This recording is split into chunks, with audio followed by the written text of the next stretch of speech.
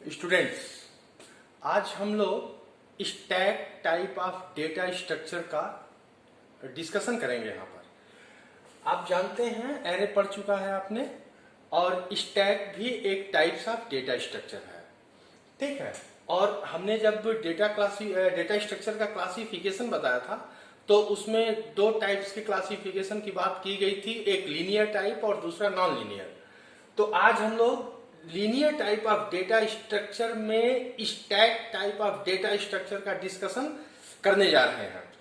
तो स्टैक एक linear type of data structure है। तो हमने सबसे पहले एक डिफिनीशन को बनाया है, उस डिफिनीशन को देख लेते हैं, उसी के आधार पर हम स्टैक का डिस्कशन करेंगे।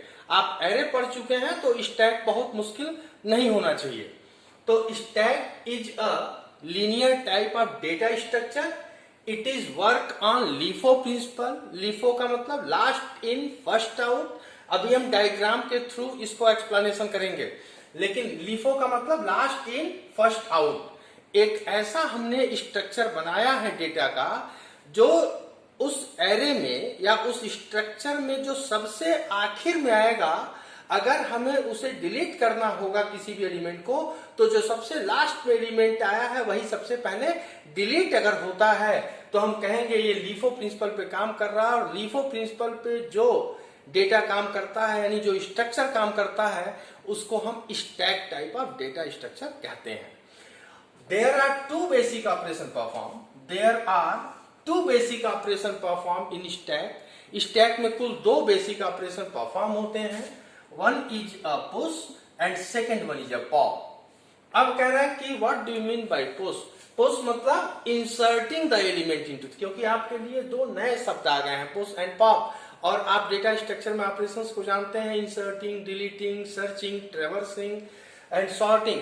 तो यहाँ पे कह रहे हैं पुश एंड पॉप दो बेसिक ऑपरेशन परफॉर्म होंगे स्टैक में। Push means inserting the element into the stack and pop means deleting the element from the stack. अब कह रहा है ये दो बात करने के बाद डेटा में बी पुश्ड और pop at only one end of stack is known as a top. Stack में एक ही एंड से डेटा का पुशिंग एंड पॉपिंग होगा, उस एंड को हम टॉप कहते हैं। तो ये बेसिक डिफिनीशन बनाया है जो डेटा जो स्टैक में क्या होगा, कितने ऑपरेशंस होंगे, किस प्रिंसिपल पे काम करता है, कितने एंड से डेटा एलिमेंट का पुशिंग एंड पॉपिंग होगा। तो यहाँ पे साफ मैंने लिख दिया है कि डेटा में भी पुश्ड और pop at only one end of stack is known as a top. ठीक है, तो जिस एंड से डेटा एलिमेंट का पुशिंग एंड पॉपिंग परफॉर्म करेंगे उसको हम टॉप कहेंगे। ठीक है, तो एक बार इसको देख सकते हैं और नोट डाउन करना हो तो नोट डाउन करना है, क्योंकि इसके बाद हम कुछ क्राइटेरिया की बात करेंगे। उसके बाद हम आपको डायग्राम के थ्रू कुछ एलिमेंट के पुशिंग एंड पॉपिंग परफॉर्म करने के बाद टॉप की पोजीशन को देखने की बात करेंगे।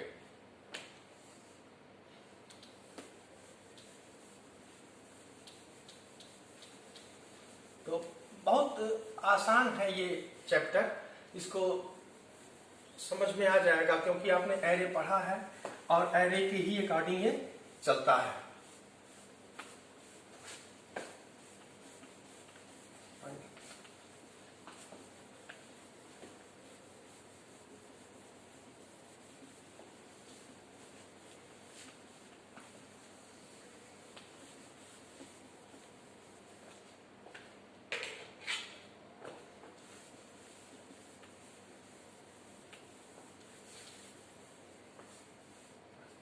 अब डिफिनीशन के बाद हम कुछ कंडीशंस को देख रहे हैं कि स्टैक में क्या क्या कंडीशन होंगे। तो ठीक है, conditions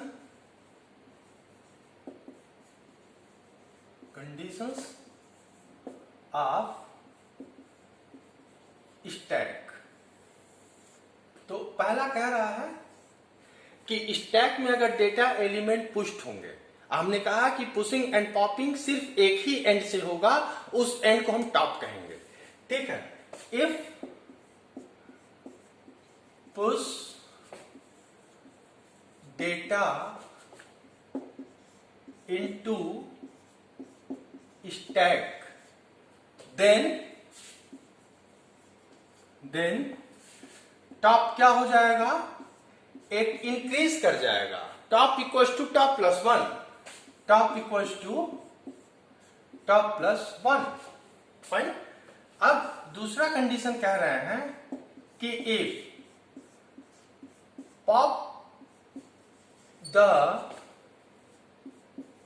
element or data from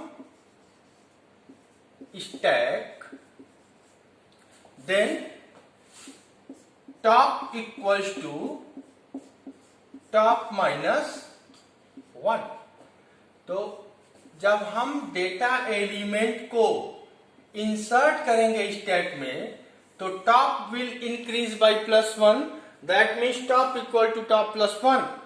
अगर हम एलिमेंट को डिलीट करते हैं यानी पॉप करते हैं स्टैक से तो top will decrease by one, that means top equals to top minus one. अब तीसरे कंडीशन की बात करते हैं, ओवरफ्लो कंडीशन। ओवरफ्लो कंडीशन, हम ओवरफ्लो कंडीशन कब मानेंगे स्टैक में, तो कह रहे हैं कि top equals to max minus one. अगर टॉप मैक्स माइनस वन के बराबर होता है तो हम उसको ओवरफ्लो कंडीशन मानेंगे। अभी मैं इसको एक्सप्लेन करूंगा डायग्राम के थ्रू। और चौथा कंडीशन कह रहे हैं कि अंडरफ्लो कंडीशन कब माना जाएगा। अंडरफ्लो कंडीशन, तो top equals to minus one, अगर टॉप की वैल्यू माइनस वन के बराबर है तो हम उसको अंडरफ्लो कंडीशन मान लेंगे। तो हम ये चार कंडीशन की बात करेंगे। Condition number one, if inserting the data element into the stack then top will increase by plus 1, that means top equal to top plus 1. If we are popping the element from the stack, then top will decrease by 1, that means top equal to top minus 1. And check the overflow condition. If top equals to max minus 1 is represent the overflow condition of stack. In the case of underflow condition, we are checking the underflow condition of stack. If top equals to minus 1, that represent the stack is going to the underflow condition. Fine? ये है। अब आप देखिए top ही है हर जगह, यहां भी top, यहां भी टॉप, हर जगह टॉप, क्योंकि डेटा का पुशिंग एंड पॉपिंग एक ही एंड से है स्टैक में, जिसको हम टॉप कह रहे हैं। तो डेटा इंसर्ट होगा, डिलीट होगा, तो पॉप टॉप पर ही इफेक्ट आएगा। ठीक है, तो ये एक जनरल कंडीशंस की मैंने बात करी है और इसके आधार पर ही हम अब पूरे स्टैक को समझ पाएंगे।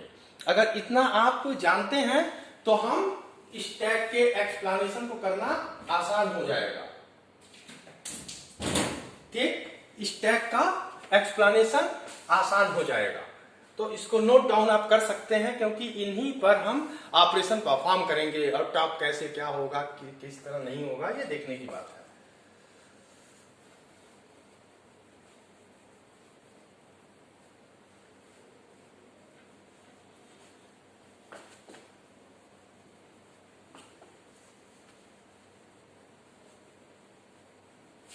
तो ये कंडीशन आप नोट कर लिए हैं और स्टैक को समझ भी पा रहे हैं। है एरे, स्टैक है एरे, लेकिन बिहेवियर इसका चेंज है। ये कह रहा हम लीफो प्रिंसिपल पे काम करते हैं, इस वजह से मैं स्टैक हूं, क्योंकि एक टाइप्स ऑफ डेटा स्ट्रक्चर है ये। इसमें जो डेटा सबसे आखिर में आया है वही सबसे पहले लिस्ट से एलिमिनेट हो रहा है, तब हम इस टाइप के डेटा स्ट्रक्चर को स्टैक कह रहे हैं। ओके, अब थोड़ा बेसिक ऑपरेशंस की बात करेंगे हम लोग। मान लीजिए ये हमारा स्टैक है एरे, इसको मैंने ऐसे बना लिया है। तो एरे के इंडेक्स की स्टार्टिंग कहां से होती है, 0 से होती है।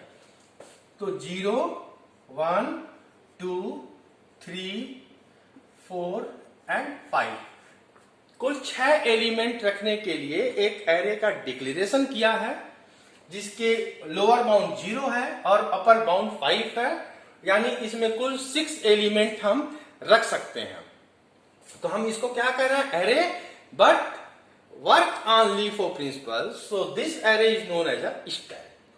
ठीक, अब कह रहा है कि डेटा में बी पुश्ड और pop at only one end, that is known as a top. एक ही एंड से डेटा एलिमेंट का पुशिंग एंड पॉपिंग होगा, तो हम इस एंड को हम टॉप कह रहे हैं। फाइन। अब देखें अगर हम कि इस समय अगर हमसे पूछा जाए कि टॉप की पोजीशन क्या है, तो टॉप की पोजीशन क्या होगी, टॉप इक्वल्स टू -1, क्योंकि कोई भी एलिमेंट नहीं है। हमने बताया है कि if top equals to -1, that means underflow condition occur in a given stack. जो हमने स्टैक बनाया है, अगर टॉप की पोजीशन -1 के बराबर है तो वो अंडरफ्लो को रिप्रेजेंट करता। अंडरफ्लो का मतलब कि हम उस लिस्ट से एक एलिमेंट को एलिमिनेट करना चाहते हैं, डिलीट करना चाहते हैं, लेकिन वो नहीं हो पा रहा है क्योंकि उसमें एलिमेंट है ही नहीं। तो उस स्थिति को हम अंडरफ्लो कंडीशन से रिप्रेजेंट करते हैं। फाइन। अब अगर हम इस यहां से कहते हैं कि इस स्टैक से एक एलिमेंट को जरा पॉप करो, तो आप क्या कहेंगे, there is no element, we can't pop the element from the given stack. क्यों, तो क्वेरी आएगी क्यों, तो कहेंगे टॉप इक्वल्स टू -1, टॉप -1 पे है, इस वजह से हम कोई भी एलिमेंट पॉप नहीं कर सकते हैं। इसका मतलब स्टैक अंडरफ्लो कंडीशन में है। अंडरफ्लो का मतलब जान गए आप। अब कह रहे हैं we are pushing the data element into the stack. हम जानते हैं कि जब एलिमेंट को पुश करेंगे स्टैक में तो टॉप इक्वल्स टू टॉप +1। तो इस समय टॉप की पोजीशन क्या है, जब कोई भी एलिमेंट नहीं है, stack is empty, top equals to -1। तो एक एलिमेंट को जब पुश करेंगे तो टॉप की पोजीशन एक इंक्रीज करेगी। तो जैसे मान लीजिए एक एलिमेंट हमने 10 रखा है, 10, एक एलिमेंट हम रखते हैं 10, तो अभी तक टॉप -1 में था। एक जैसे एलिमेंट यहां पर आया, टॉप की पोजीशन क्या हो जाएगी, 0। तो टॉप इक्वल्स टू टॉप +1, अभी टॉप -1 में था, लेकिन हम जब +1 करेंगे तो टॉप की पोजीशन 0 हो जाएगी। कह रहा है एक और एलिमेंट रखने की बात करेंगे, तो हम पॉइंटर चेंज करेंगे, टॉप को यहां ले आएंगे, टॉप 1 पे आएगा, तब एलिमेंट इंसर्ट करेंगे। तो कह रहा है 20 रखेंगे तो टॉप की पोजीशन क्या हो जाएगी, 1। तो टॉप 0 पे था, अब एक एलिमेंट जब हम रखेंगे तो टॉप की पोजीशन 0 + 1, यानी टॉप की पोजीशन 1। अब एक और एलिमेंट रखते हैं 30, तो टॉप की पोजीशन क्या हो जाएगी, 1 + 1 = 2। एक और एलिमेंट रखते हैं 40, तो टॉप 2 पर है, तो टॉप 2 + 1 = 3। देखिए टॉप 3 पर है, ऐसे बढ़ते जाएगा। एक और एलिमेंट रखते हैं 50, तो टॉप क्या हो जाएगा, 3 पर है, तो टॉप +1 टॉप 4 पे चला गया। एक और एलिमेंट रखते हैं 60, टॉप 4 पर है, 4 + 1 5, टॉप 5। अब यहां पर टॉप की पोजीशन 5 हो गई। क्लियर है। अब कह रहा है we want to push another element into the stack. क्या एलिमेंट में अब स्टैक में एलिमेंट पुश होगा, कह रहा नहीं, ये तो 6 ही एलिमेंट रखने के लिए इस स्टैक का डिक्लेरेशन किया गया था, तो 1 2 3 4 5 6, लेकिन हम रखना चाहते हैं। तो हम जब एलिमेंट को पुश करते हैं तो सबसे पहले उसके पॉइंटर को चेंज करते हैं। तो जैसे 5 से 6 पे ले जाएंगे, ओवरफ्लो कंडीशन हो जाएगा, क्योंकि ये तो भर चुका है। अब हम एलिमेंट कहां पुश कर पाएंगे। तो कह रहा है कि टॉप इक्वल्स टू मैक्स -1। कह रहा इसका मतलब क्या, कह रहा टॉप 5 पर है, इस स्टैक की मैक्सिमम साइज कितनी है, 6। 1 2 3 4 5 6 6 -1 5 = 5, यानी ये बराबर हो गया। अब इसके अब हम एलिमेंट को पुश नहीं कर पाएंगे। If we are pushing the data element into the stack, then stack print overflow condition. अब वो कंडीशन क्या होगी, top equals to max minus 1। अब जैसे ये मैसेज प्रॉम्प्ट होगा तुरंत आप समझ जाएंगे कि अब हम एलिमेंट स्टैक में पुश नहीं कर पाएंगे। और ये कंडीशन भी चेक कर दिया, top equal to max minus 1, top की पोजीशन 5 है, मैक्सिमम 6 है, minus 1, 5 equal to 5, that represent the overflow condition of a given stack. ठीक है, अब हमने इंसर्शन की बात कर ली, मतलब पुशिंग की बात कर ली, अंडरफ्लो कंडीशन की बात कर ली, ओवरफ्लो कंडीशन की बात कर ली। अब थोड़ा पॉपिंग की बात करते हैं, pop the element from the stack.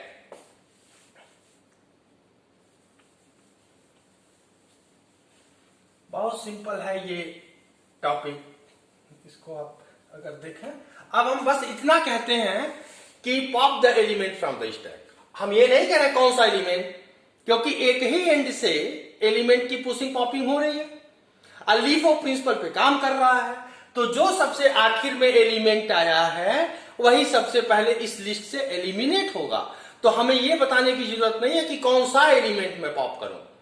ठीक, अगर मान लो कोई कहता है कि इस समय एलिमेंट 40 को पॉप करो, तो क्या हम कर पाएंगे? नहीं, जब तक 60 और 50 पॉप नहीं होगा तब तक हम 40 को पॉप नहीं कर सकते स्टैक से, क्योंकि लीफो प्रिंसिपल पे काम करता है। सबसे आखिर में आने वाला एलिमेंट 60 है, जब तक 60 और 50 इस स्टैक से एलिमिनेट नहीं होंगे तब तक मैं 40 को पॉप नहीं कर पाऊंगा। अब कह रहा है कि इस समय टॉप की पोजीशन 5 है, user wants to pop the element from the stack, which one element are popping the stack?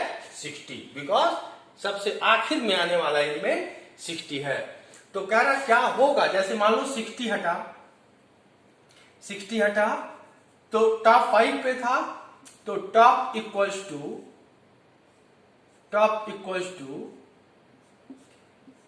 Top minus 1। तो टॉप 5 पे था, टॉप इक्वल्स टू 5 माइनस 1 4। देखिए 4 पे आ गया भाई, ये एलिमेंट 60 हटा, अब पॉइंटर के टॉप की पोजीशन 5 आ गई, 4 आ गई। अब एक और एलिमेंट अगर हम ये हटाएं 50, तो क्या आ जाएगा? टॉप 3 पर आ जाएगा। Top 4 minus 1 is 3। एक और एलिमेंट को हटाते हैं, टॉप 2 पर आ जाएगा। टॉप 3 माइनस 1, क्योंकि popping the element from the stack, then top equal to top minus 1। तो हम माइनस 1 करते चले जा रहे हैं। टॉप की पोजीशन क्या हो गई? 2 हो गई। एक और एलिमेंट हटाते हैं, तो टॉप की पोजीशन 2 थी, 2 माइनस 1 1, टॉप 1 पे आ गया। एक और एलिमेंट हटाते हैं, टॉप 1 माइनस 1 0, टॉप 0 पर आ गया। अब एक और एलिमेंट हटाने की बात करते हैं, टॉप 0 माइनस 1, टॉप माइनस 1 पे आ गया। अब देखिए कोई एलिमेंट है क्या? नहीं, तब टॉप माइनस 1 पे आ गया। अब हमसे कहा जा रहा कि एक और एलिमेंट को पॉप करिए, तो क्या हम कर पाएंगे? नहीं, एक मैसेज प्रॉम्प्ट हो जाएगा यूजर को कि top equals to minus 1, we can't pop the element from the stack because top equals to minus 1 और top minus 1 represent the underflow condition in stack. तो हम इन कंडीशंस को, कुछ एलिमेंट्स को पुश और पॉप करके देख लिए हैं। Underflow condition, overflow condition, pushing and popping operation को देख पा रहे हैं। तो ये था हमारा ओवरव्यू स्टैक का, जहां पे हमने डिफिनीशन की बात करी और उनके कंडीशंस की बात करी, और हमने कुछ डेटा एलिमेंट्स को एज ए एग्जाम्पल लेकर के लीफो प्रिंसिपल पे ऑपरेशन परफॉर्म करके दिखाया है। अब सबसे महत्वपूर्ण बात, थोड़ा हम एल्गोरिथम की बात करते हैं, क्योंकि मैंने बताया है कि अब यहां से एल्गोरिथम, फंक्शन और प्रोग्राम स्टार्ट होंगे। फाइन, तो उसको एक बार देख लेते हैं, उसके बाद क्लियर हो जाएंगे, क्योंकि अब यहीं से चलेंगे और यहां से आप ये देखेंगे कि हम एल्गोरिथम कैसे लिखते हैं। अगर एल्गोरिथम समझ में आ गए तो ये भी पता चल जाएगा आपको कि हम फंक्शन और प्रोग्राम कैसे बनाएंगे। ठीक है, तो एल्गोरिथम जो है, पहला आपका जो फर्स्ट एल्गोरिथम हम बताने की बात कर रहे हैं, वो है एल्गोरिथम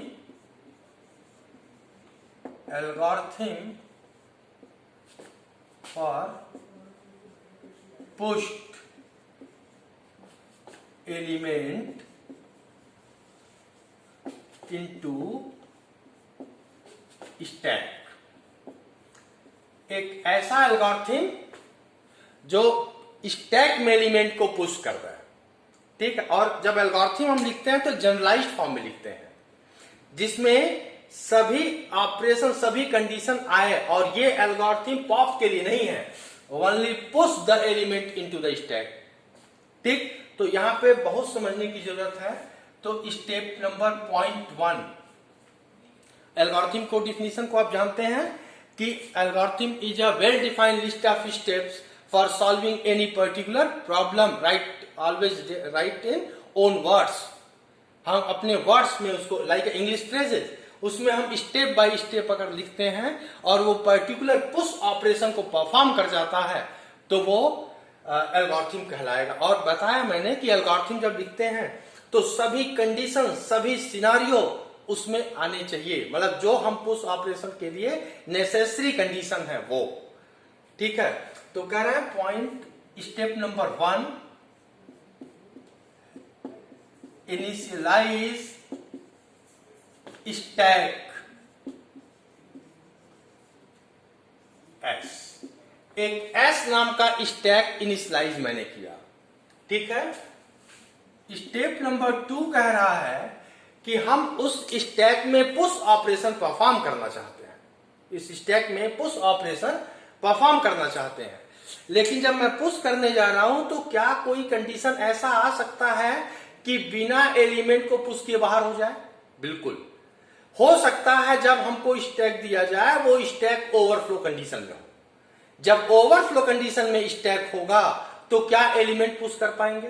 नहीं कर पाएंगे, वो एग्जिट हो जाएगा। फाइन। तो हम कह रहे हैं कि first in the case of insertion or pushing operation, first check the overflow condition. क्या इसमें अंडरफ्लो कंडीशन चेक करने की जरूरत है? नहीं। अंडरफ्लो होगा तो -1 यानी स्टैक एम्प्टी है, तब तो पुश हो ही जाएगा। लेकिन अगर ओवरफ्लो कंडीशन में होगा तो कभी भी स्टैक में एलिमेंट पुश नहीं हो सकता। तो इंसर्शन का केस हो या पुशिंग का केस हो, सबसे पहले हमें एक ही कंडीशन चेक करना है, वो है हमारा ओवरफ्लो कंडीशन। किसी भी स्ट्रक्चर की बात आप कर लीजिए, overflow condition must be check, क्योंकि भरा होगा तब तो हम रख ही नहीं पाएंगे, तो हम बाहर हो जाएंगे। तो step number 2, check overflow condition. सबसे पहले ओवरफ्लो नहीं होगा तब तो हम इंसर्ट कर लेंगे। Check the overflow condition. कह रहा है if top equals to max -1, अगर टॉप की वैल्यू मैक्स -1 के बराबर होगी तो ये कंडीशन क्या होगा? अभी आप देख चुके हैं, this condition represent the overflow condition, यानी स्टैक हमारा ओवरफ्लो कंडीशन में है, we can't push the element into the stack. तो प्रिंट क्या कर देगा? Print overflow condition, this condition is true, overflow condition print कर देगा। अब क्या हम करेंगे? एग्जिट कर जाएंगे, क्योंकि हम एलिमेंट पुश नहीं कर सकते, क्योंकि ओवरफ्लो कंडीशन में है। अब मानते हैं कि ये कंडीशन नहीं है, तभी मैंने कहा कि सभी कंडीशन को चेक करते हैं जो नेसेसरी कंडीशन है एक ऑपरेशन को परफॉर्म करने में। कह रहा अब मानते हैं ये कंडीशन नहीं है, क्योंकि अगर एक संभावना है कि ये कंडीशन हो सकती है, तो कह रहा अगर ये होगा तो ओवरफ्लो कंडीशन होगा और हम उस स्टैक से बाहर आ जाएंगे। अब मानते हैं ये कंडीशन फॉल्स है, then step number 4, push data element into stack. अब कह रहा है अब डेटा एलिमेंट को पुश करो। तो सबसे पहले क्या करेंगे हम? पॉइंटर को चेंज करेंगे, यानी पॉइंटर 0 पे है तो 1 पे ले जाएंगे। ये बहुत महत्वपूर्ण बात है। तो सबसे पहले top equals to top plus 1, ये जरूर देखिएगा। सबसे पहले top equals to top plus 1 किया, यानी टॉप हमारा इंक्रीज कर रहा है, तभी तो टॉप प्लस 1 हुआ। अब करें इसके बाद टॉप की पोजीशन चेंज हो गई, टॉप 1 पे था, 2 हो गया। अब स्टैक के टॉप पर वो एलिमेंट हम रख देंगे, यानी स्टैक के टॉप पर वो एलिमेंट आ जाएगा। कहा गया? स्टैक के टॉप पर जिस एलिमेंट को पुश करना चाहते थे वो एलिमेंट आ गया। बस इतना ही हमारा पुश ऑपरेशन का एल्गोरिथम है, और जब ये पुश कर जाएगा तो हम एग्जिट हो जाएंगे। फॉर एग्जाम्पल ये बहुत महत्वपूर्ण है, ये स्टेप और ये स्टेप, ठीक है। मतलब इसके बाद ही हम ये लाइन लिखेंगे, ऐसा नहीं करेंगे पहले एलिमेंट को पुश कर देंगे तब टॉप के पॉइंटर को चेंज करेंगे, नहीं। अब ये लाइन दिखी क्यों गई, इस पर जरा देखते हैं।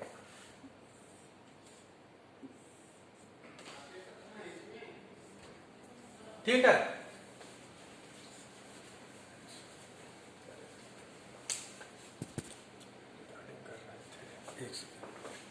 किताब में आते हैं दूसरी।